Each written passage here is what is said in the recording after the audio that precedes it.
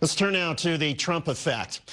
By all accounts, the president's base is pushing him towards a U.S. government shutdown, and discussions to keep the government running past midnight Friday have collapsed now that the president says he will not sign a short-term spending bill if it does not include money for his border wall. Earlier in the week, the White House indicated the president would back off of his border wall demands. And that's when Mr. Trump's Republican allies and loyal base from Fox News to Capitol Hill appeared to turn on him.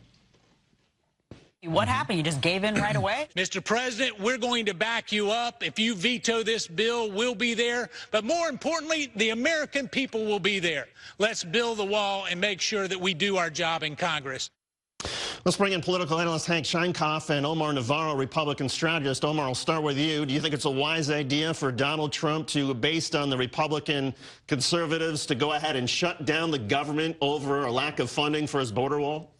Well, definitely. The president's got to stay loyal to the base. He can't abandon the base. I mean, he promised that he was going to build the wall, and if he just compromises himself, he's going to look weak, and come in 2020, it's not going to be a strong campaign for him. Hank, how about it? That it may be awful politics in terms of the country as a whole, in terms of moderates or independents, but for the base that he needs for re-election, he gives them this. How about if we not talk about politics, but talk about what's good for America? This idiot today, after the Fed raises rate, trots this out, and the stock market takes, at one point, a 700 or 600-point hit. All the people that are supposedly in the base are in the stock market. Their pensions were just kicked in the head. What are we talking about? And furthermore, the economics of the country mandate that the federal government keeps spending money. Do you know why? It's probably the largest employer in the country. It spends all kinds of money on all kinds of things. So what you really want to do, if the stock market takes a kick in the head and rates get raised, is you want to damage the economy at the same time. Pretty good. We gave back every gain in the stock market today that we had for the entire year. Last 14 months, actually. Omar, do those losses, those belong to Donald Trump, don't they? I don't think so. I think that there's a lot of things going on right now in our country. We really have to focus on the issues that are happening right now. And we have to focus that there are things that we have to get done. We definitely can't compromise our border security. We have to make sure that we are protecting our country. Every country has borders. We have to make sure that we're sticking to our guns. That's nonsensical tripe, and you know it. Because if you love this country, you wouldn't worry about the base. You'd be worried about the people that have got to make a living. And by the way, they ain't going to do well after what happened today. It's called blood on the street. But, Hank, there is some argument. But if you're concerned about the people who are trying to make a living, you're concerned about the people that came here legally who actually obeyed the law and actually went by rule law, like my family who came from Mexico. Do you want to go down and pluck chickens and rip their guts out? Because that's what those so-called illegal immigrants who came here in many cases from sanctuary, and they're Americans who would do those jobs too. Your children are going to do it? The people you know are going to do it? They're not going to do those jobs.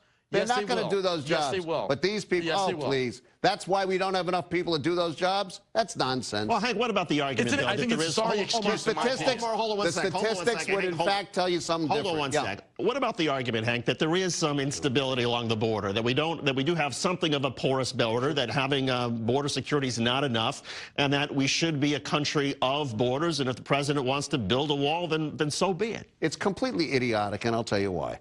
Because we have had, in the last, let's see, we've had one incident, the Zimmerman nonsense telegram that Wilson got engaged with, where federal troops were sent to that border. By the way, we have had two porous borders, both north and south, for the last, let's see, I don't know, since Mexico was created as a nation, and since the Canadians got there, and since we got there. This is abject nonsense, which takes us away from the most important job. You want to create jobs for Americans? Retrain them.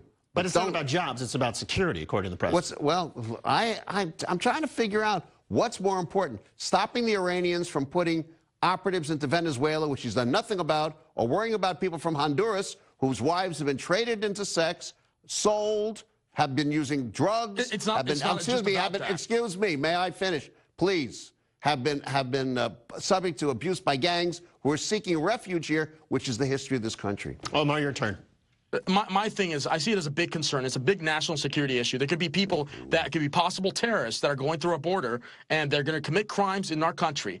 And that is a big concern to me. I mean, anybody who's realistic, who has common sense, knows that outside the border, there are known terrorist groups that are operating and that are planning attacks here in the United States. And anybody who doesn't look at this as a national security issue is a big problem. And there's also a lot of human trafficking that's going on. So how are we supposed to vet that these people and the kids that are coming in are the actual parents of these child? of the children. But Omar, even the Department of Homeland Security has said that the people who are the alleged terrorists or on terrorist watch lists, they are not coming through the Mexico border. They're going through other ways into this country. So it's a little bit misleading to suggest that that's the only way to stop terrorists. But to the point, there has to be. Well, it's not the only way. There's many other ways of doing it, but we have to make sure that we are addressing this, because there can be slip-ups. Anybody can slip right in there, and there could be a problem. So, I mean, people's lives are at stake at the end of the day. Oh, please, nonsensical tripe. It's not nonsense. It's common sense. People's lives are more at risk by this president. If you go into a trespass into Mexico, thank you very much. They're going to send you back. Excuse me, may I? Thank you very much. Not complete nonsense, because what the president did by removing American troops from Syria and making sure that ISIS now can go back to do what it likes to do best, which is get right back in Europe and kill people, is a lot more serious and a lot more dangerous.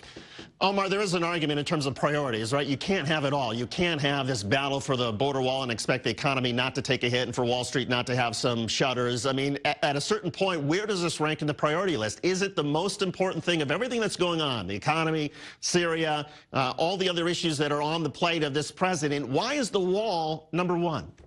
Well, it's very important. Like I said, it's important to protect our country and our national security. Every issue is important, but at the end of the day, if we're not protecting our border, we're a lawless country. We're going to allow people just to walk on in, and if they walk on in and they do something wrong, people's lives are at risk. But ISIS is real. Taking American troops out of Syria is not if. We know what happens. We know what happens. Where do you see this going? Hank, do you think there's going to be a government shutdown? Well, if it is, you might as well just begin to swear in more Democrats. Look, I lived through one. I worked for a president. His name was Clinton. They shut down the government. Hey, president got reelected. He was down 35 points. This is dumb, because all it will do is empower Democrats. If they want to protect the base, this is not the way to do it. Omar, I do agree with you on one point, and that is I do think politically this is President Trump's top priority. Politically, is it enough for Republicans if the president says, okay, I shut down the government for a day or two or three, I did my best, now we have to keep the government going, we're not getting the wall. Is that enough? At the end of the day, we have to look at this as a realistic issue. I mean, I don't think that the wall is going to go through in any way because there's so much fight against it. But I do believe that Trump has to have the ability to actually take action and show that he tried to get this through. Because his base is going to be looking at this, and come in 2020, if he doesn't show that he actually tried doing this, he's going to fail, and he's not going to get reelected. Better he should be negotiating with the Russians over a treaty that's lapsed, which puts all of our lives at risk. You're worried about the border? I'm worried about living. Hank Scheinkoff and Omar Navarro, thank you both for coming on. A terrific debate. We appreciate it as always.